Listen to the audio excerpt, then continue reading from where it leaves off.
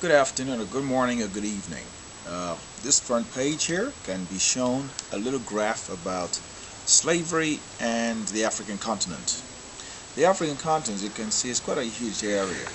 When you look at it carefully on the map, in the world map, what you find is that it is actually 5 times the size of the United States of America. Okay? From Africa here, all the way to near the North Pole up here is quite a long distance, over 2,000 miles at least, right? And there's a little country called Ireland off the coast of England, okay? Everybody knows where Ireland is. Now what is interesting is this. The Muslims, or the Arabs, invaded Africa 639 AD.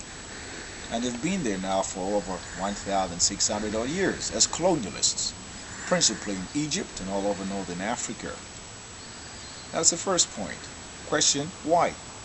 Second point, I find it very peculiar that this country here, called Ireland, was invaded by Muslims, right, quite a while back, in the 17th century, 1643 to be exact.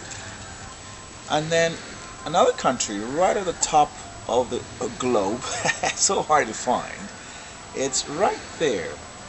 Let's see, England, there it is, right at the top, where my finger is, Iceland. Remember this date, 1627, 1627. What happened in 1627 is a very devastating event.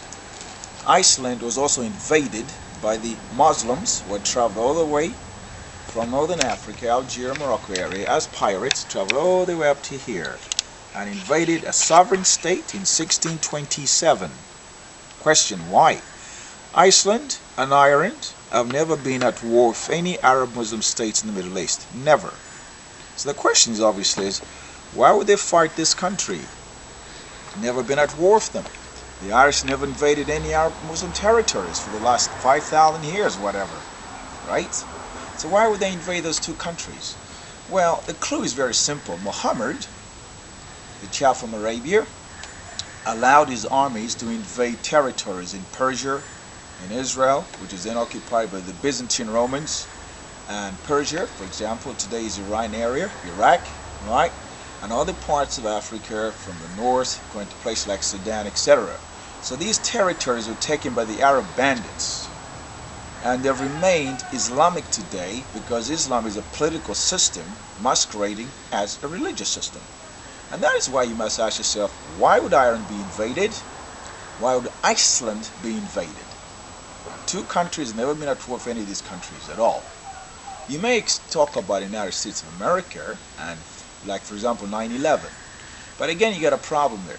In 1801, President Jefferson had to send the U.S. Marines to Tripoli, parts of North Africa, because American citizens were also being captured as slaves by the same Arab bandits who had taken parts of Africa, sending them to as pirates to Ireland and Iceland, and they were doing the same things to American citizens traveling in the Mediterranean.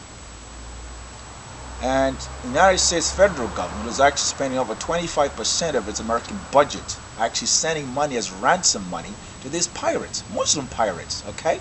So America got fed up and they went to war against these Tripoli bandits, the Muslim bandits, in 1801 to 1805.